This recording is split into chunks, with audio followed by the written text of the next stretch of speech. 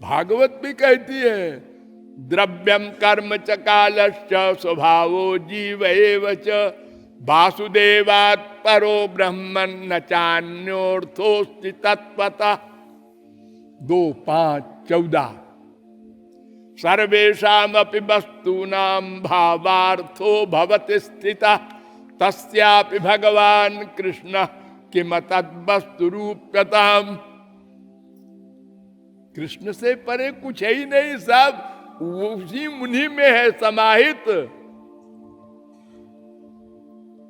यूं बोल दो सब श्री कृष्ण हैं। अरे अच्छा कैसे बोल दो? अरे बोला है।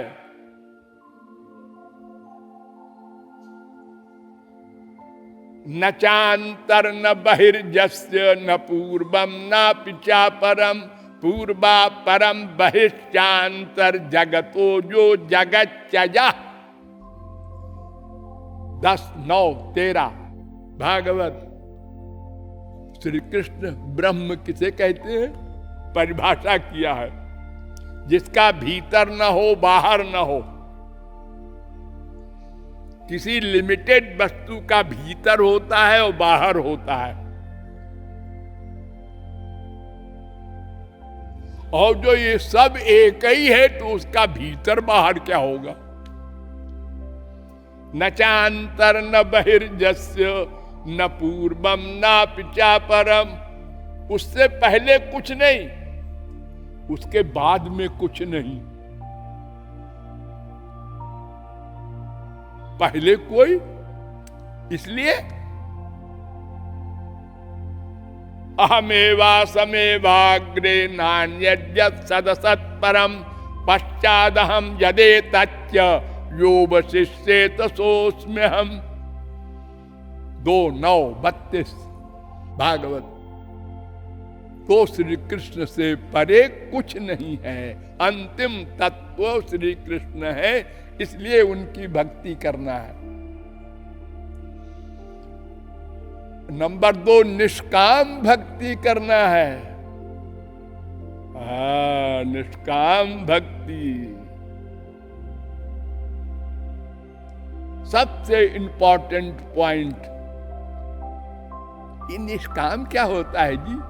अरे भाई देखो, गधे की अकल से तुम लोगों को 1000 बार ने बताया है कि एक भगवान है, एक माया है। माया का रिएक्शन ये संसार है।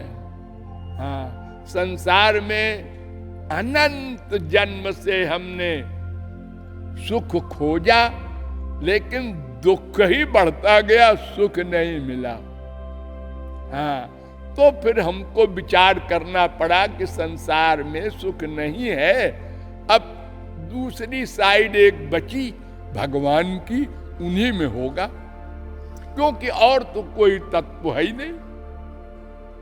तो जब आपने ये प्रवेशिका में ये ज्ञान प्राप्त कर लिया कि संसार में सुख नहीं है, तो संसार की कामना क्यों करें?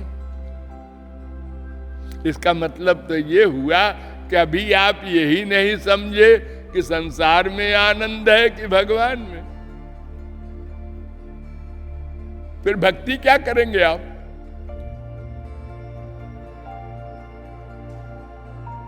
सबसे पहला ज्ञान तो ये आवश्यक है ना कि संसार में हमारा सुख नहीं, ये मैं का मेरा संसार नहीं।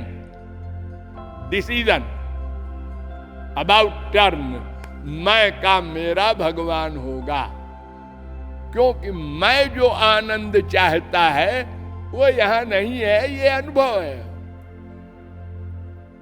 अब फिर इसकी कामना करो तो इसका मतलब तुमने थियरी भी नहीं समझा कि मैं देह हूं कि आत्मा हूं।